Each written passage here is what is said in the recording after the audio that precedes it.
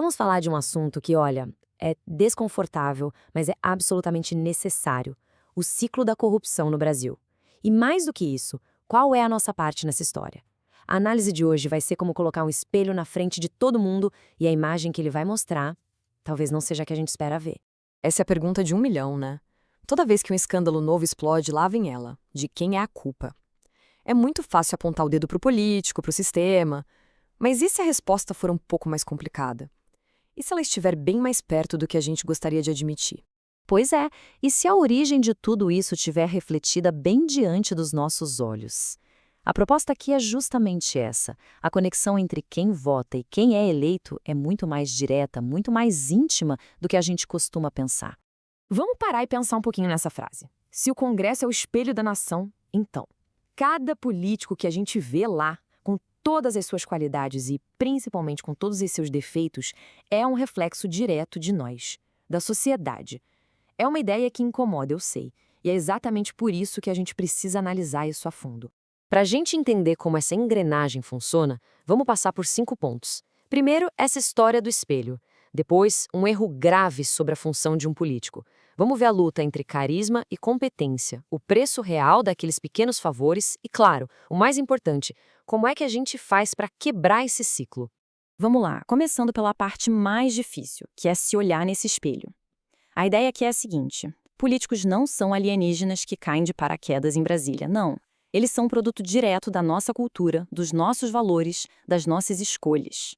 E aí que a gente encontra um paradoxo, uma contradição enorme. Todo mundo fica indignado, protesta, reclama com razão nas redes sociais, mas aí chega o dia da eleição e muitas vezes os mesmos problemas se repetem. Figuras, digamos, questionáveis são reeleitas e o ciclo continua girando. A frustração é real, mas a ação para mudar, essa nem sempre vem junto. E isso leva a gente direto para um dos motores desse ciclo vicioso. A gente não entende direito o que um político deveria fazer. Parece que a gente cobra coisa errada da pessoa errada. Olha só o tamanho da confusão. De um lado, a função real, a função constitucional de um parlamentar: criar leis e fiscalizar o governo. Ponto. Do outro lado, o que a maioria das pessoas espera: que ele consiga uma ambulância, que asfalte a rua, que reforme a praça. Ou seja, quando a gente espera que um legislador seja um tipo de gerente de obras, a gente dá carta branca para ele negligenciar o trabalho de verdade. Então, o ponto central é esse. Enquanto a população está lá, feliz da vida, comemorando o asfalto novo na rua, o político que conseguiu a obra pode estar lá em Brasília votando numa lei péssima para a educação do país inteiro ou para o meio ambiente. A obra vira uma cortina de fumaça, entende? Um jeito de desviar a atenção do que realmente importa. Agora vamos para outra rachadora nesse nosso espelho: a nossa preferência cultural. Parece que, no fundo, a gente valoriza muito mais a simpatia do que a capacidade de fato para governar. É a clássica disputa, né? De um lado tem aquele candidato que abraça todo mundo, que conta piada, que promete solução mágica para tudo. Do outro tem o técnico, que fala de planilha, de planejamento, de lei, uma coisa mais complexa. Fica a pergunta: por que tantas vezes a gente escolhe quem dá o melhor abraço em vez de quem sabe governar melhor? Parece que a sociedade prefere a simplicidade, mesmo que ela seja falsa. E o resultado dessa escolha, bom, ele é sentido por todos nós. Um Congresso fraco tecnicamente cria leis cheias de brechas, leis que abrem espaço para corrupção e que dificultam punições. O preço que a gente paga por eleger o simpático no lugar do capacitado são os hospitais e as escolas que não funcionam direito. Chegamos agora no ponto mais duro, o coração do problema, a matemática da corrupção.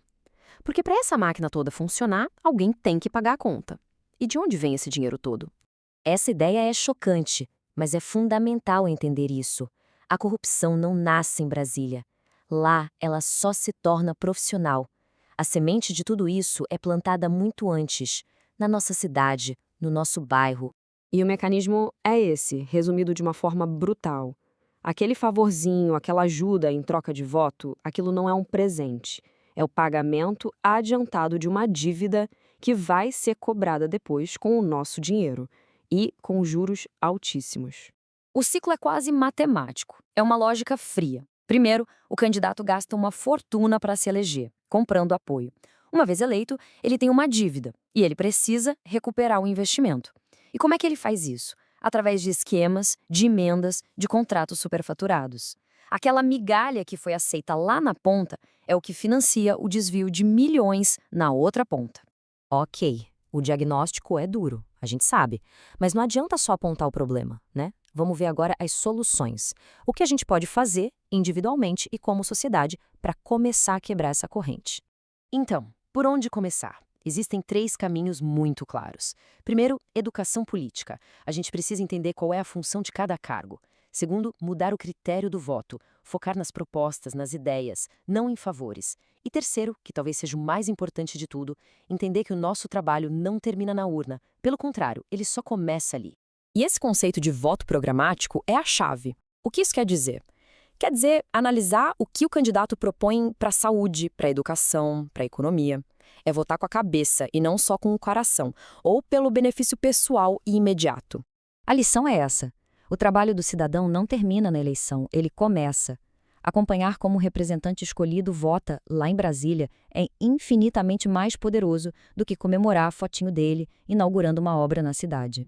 E aqui a gente chega na conclusão final. Podemos discutir todo tipo de reforma, política, tributária, o que for, mas nada disso vai adiantar se não houver uma mudança fundamental na forma como nós, os eleitores, enxergamos a política e o nosso papel nisso tudo. E com isso, a gente volta para o começo, para o espelho. A urna é um espelho. Em cada eleição, a gente escolhe o reflexo que quer ver no poder. Então, a pergunta que fica para todos nós é: a gente está satisfeito com a imagem que vê hoje? E mais importante, o que cada um vai fazer para mudá-la? A reflexão está lançada.